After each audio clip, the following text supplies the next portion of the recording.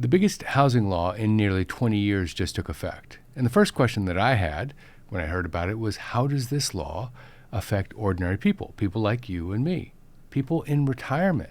Is it a good thing or is it a bad thing? Because this isn't just a political story, it's a personal story. It's a family wealth story. And depending on where you sit, whether you own or whether you rent, it could either be good or maybe not so good.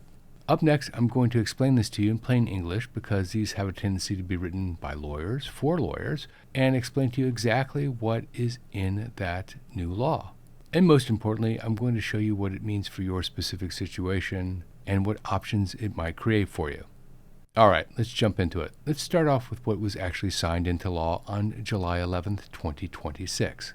A bill called the 21st Century Road to Housing Act became federal law. The word ROAD is an acronym. It stands for Renewing Opportunity in the American Dream. So when you hear about people shortening it to the Road to Housing Act, it's the same law.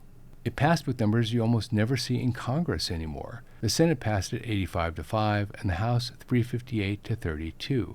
When both the House and the Senate pass a law by this wide a margin, it means that the issue got too big to ignore. And it's widely described as the most significant housing law in 20 years. Now, the law itself is big. It has more than 40 provisions, but the three that we care about, meaning the price of a house, are 3 provisions of those 40, and that's what we're going to talk about next.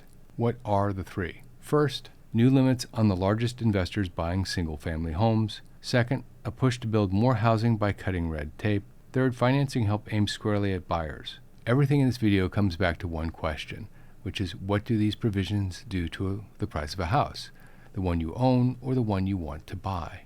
Now, before we get into the detail, you need to understand why housing prices have spiraled out of control and continue to be more and more expensive per capita for the average person over the last 40 years. Basically, here's the heart of it. For decades, America simply hasn't built enough homes. Realtor.com estimates that we are short 4 million homes in this country for people who want to buy homes. And that shortage didn't happen by accident. A lot of the issue comes down to zoning. In many American cities, 75% of the residential neighborhoods are zoned for single-family homes. That blocks cheaper options like duplexes, townhomes, and apartment buildings.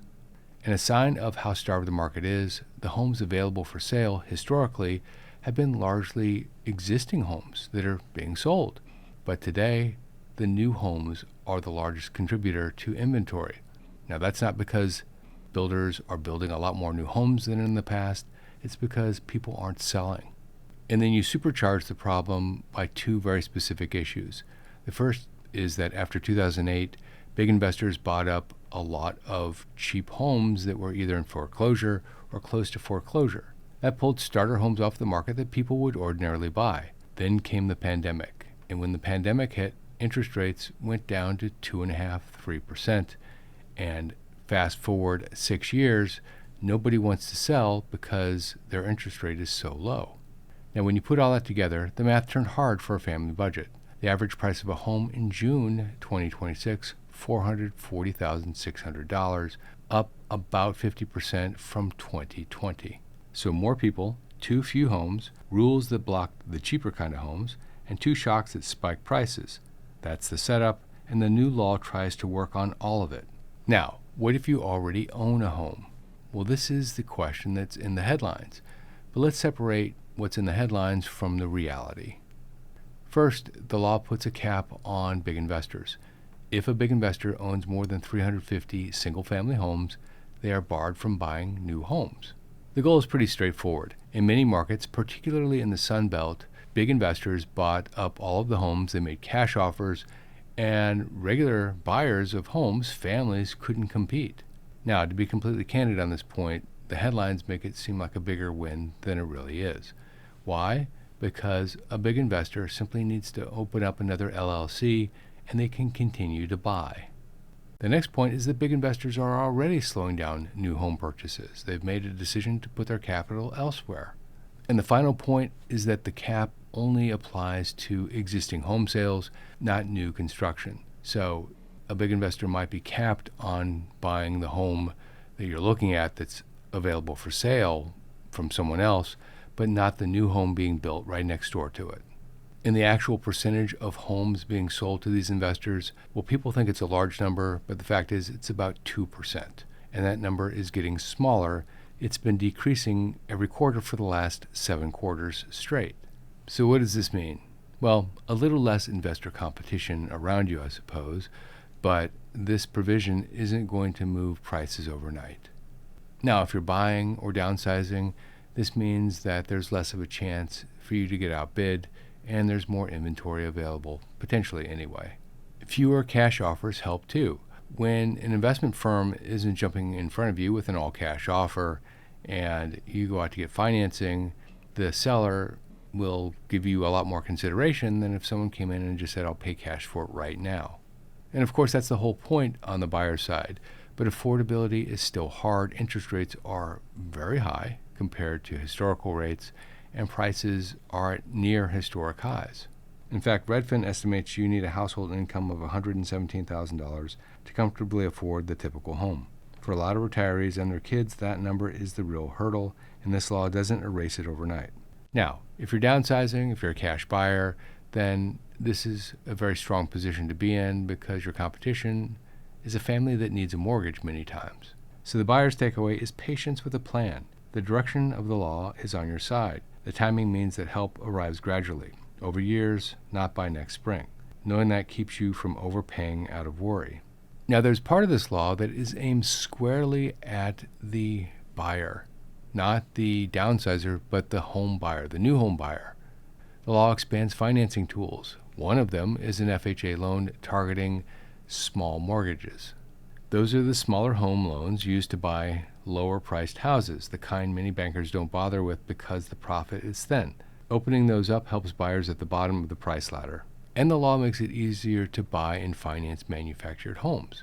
This matters because those homes are at a lower price point, and that removes some of the competition for the fringe buyer, one that could go either way.